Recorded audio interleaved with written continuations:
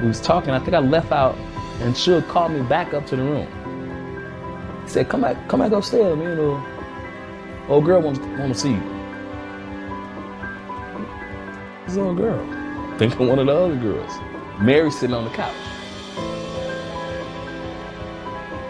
So I know the girl that he in the bed with don't want me. So I went in, he closed the door and shit, and I sit down and I start talking to Mary. And inside, I'm about to lose it, because I'm actually sitting here talking to Mary. She's sitting on the couch and shit, and we ordered some food and some more drinks.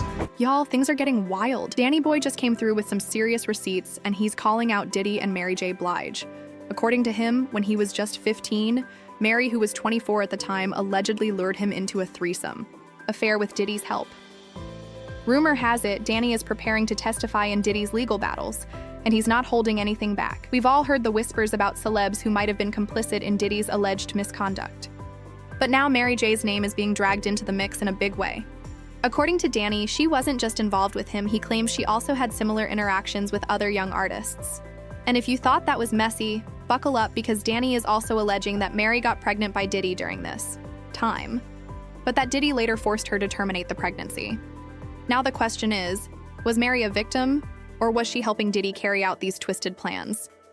Oh, and here's another curveball. Some are now wondering if Mary was seeing Danny while still involved with Tupac. This whole situation is spiraling into a hot, tangled mess. Let's take it back to 1995, right after the Source Awards. Danny, boy then a young artist with Death Row Records, said everything started at an after-party in a hotel. Big names were in the building: MaryJBlige, Misa Hilton, Diddy's baby mama, and others. Danny says he was initially chilling in his room when someone called him to come hang out, starstruck by Mary J, who he'd long admired. He joined the party, had a few drinks, and then returned to his room. But later that night, someone else called him again, saying a woman wanted to see him.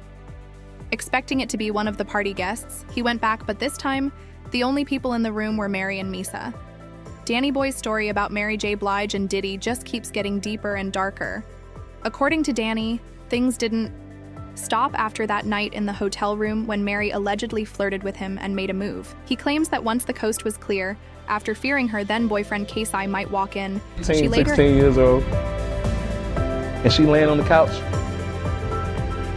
and I'm sitting on the other end, and she laid down on the couch and put her head in my lap. I'm like, damn. You can't be talking about Mary. He's talking about she wanted me to come back up here, and now she's on my lap. And I'm sitting there and I'm wondering, I'm like, okay, what is this gonna end up to? And she stayed a couple more hours, and we decided to go in the other room because it was sweet. We went in the other room and laid down.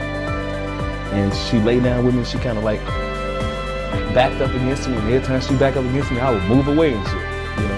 Head on his lap, started touching him, and things escalated quickly. He says they ended up sleeping together that night. And what makes it even more disturbing is that, according to him, this wasn't just a one-time encounter, it evolved into a secret affair. Danny says Mary would fly him out to New York regularly to spend time with her, keeping the relationship hidden. What made it even more complicated was that she allegedly made him believe he was her boyfriend. Danny says he genuinely thought they were in a real relationship, not realizing she was still romantically linked with Tupac and Casey at the same time. Even now, he insists that it wasn't just a fling, at least not from his perspective. But here's where the story takes an even more disturbing turn. Danny claims that Mary didn't come up with all of this on her own. According to him, it was Diddy who allegedly encouraged her and even manipulated the situation. At the time, Mary and Diddy were extremely close, with Diddy helping shape her career while he worked at Uptown Records. And based on what Danny is saying now, their relationship raises serious questions. He alleges that Diddy pushed him into the relationship, and when he hesitated, Diddy pressured and coerced him, allegedly even threatening to derail his career. From that time, I had an opportunity to go out to New York and visit her a couple more times. But you know, that's why I was kind of confused when I heard Kurt saying that Mary was popular. Because at that time, she was my girl. At that time, I'm 15, 16 years old, and she flying me in to see her. And you know what it is when a girl back up on you, you young, and I'm trying to show her that And she ain't phasing me. Go along with it. Danny says that's exactly what happened. Once he got tired of being treated like a toy, his career stalled. He claims he was summoned like a servant anytime Mary or Diddy were in the mood, and they'd fly him out on short notice, expecting him to drop everything. Sound familiar? That kind of control, ordering someone to fly out, then demanding their full attention on arrival, is eerily similar to the allegations Cassie made in her own lawsuit against Diddy. Danny's story matches the same disturbing pattern.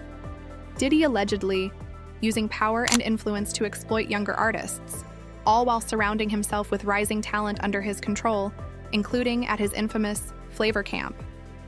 And this is where things really start to make sense, because MaryJBlige has been one of Diddy's closest friends for decades. While many people talk about Diddy and Jay-Z's partnership, Diddy and Mary go back even further. Diddy helped launch her career, producing her debut album, What's the 411, and they've been tight ever since, over 30 years strong. In past interviews, Diddy's praised her endlessly, saying, MaryJBlige is one of the greatest storytellers in R&B history. She created a lane for women around the world to speak their truth to power. Nobody deserves success more than her. But now, with all these allegations surfacing, that longtime bond is being re-examined under a much darker light. And if what Danny is saying holds up, especially with receipts, it could completely early shift. on, you was messing with Mary.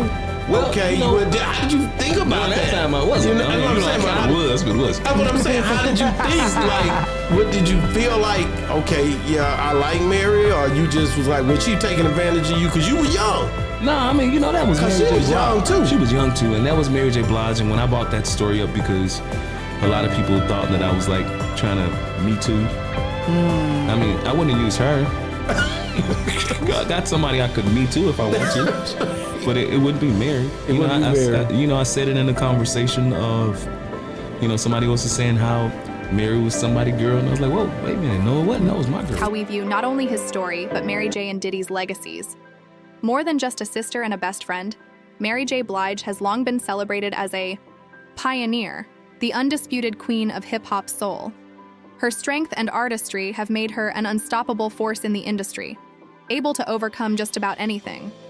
But by the late 90s and early 2000s, her once close relationship with Diddy had completely unraveled. Things took a serious turn for the worse between the two, and the fallout wasn't quiet. They stopped speaking entirely and publicly acted like the other didn't even exist. Eventually, Mary broke her silence and addressed the rift.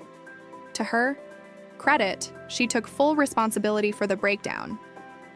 She admitted that she was in a dark place back then, struggling with addiction and unable to keep her own life in order, let alone maintain a friendship or working relationship with Diddy. The Beast's real reason we split up is me not understanding the business the way I needed to understand it at the time.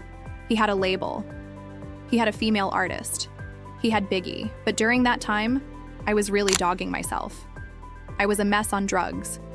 Any smart man or businessman would have moved away from me. It felt like he was becoming distant. But looking back, I now understand why. I wasn't delivering properly. I wasn't taking care of my health. So how could— you straight. You did it like I'm 15, 16 years old. And she laying on the couch. And I'm sitting on the other end, and she laid down on the couch and put her head in my lap. I'm like, damn. He can't be talking about Mary. He's talking about she wanted me to come back up here, and now she on my lap. And I'm sitting there and I'm wondering, I'm like, okay, what is this gonna end up to? And she stayed a couple more hours. And we decided to go in the other room because it was a suite. We went in another room and lay down. And she laid down with me, and she kind of like backed up against me, and every time she backed up against me, I would move away and shit.